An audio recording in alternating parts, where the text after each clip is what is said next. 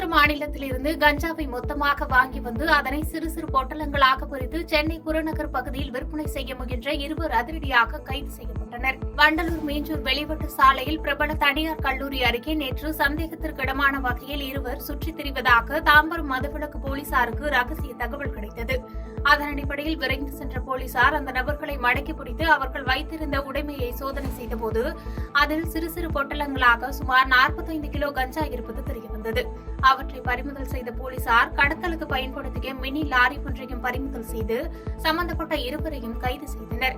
மேலும் போலீசார் நடத்திய விசாரணையில் அவர்கள் இருவரும் திருவள்ளூரை சேர்ந்த பூஞ்சோலை முகுந்தன் என்பது தெரியவந்தது.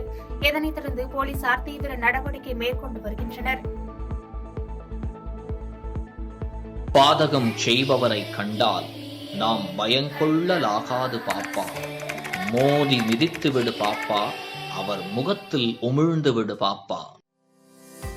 அண்மை செய்திகளை உடனுக்குடன் தெரிந்து கொள்ள இணைந்திருங்கள் இயம்நாடு தொலைக்காட்சியுடன்.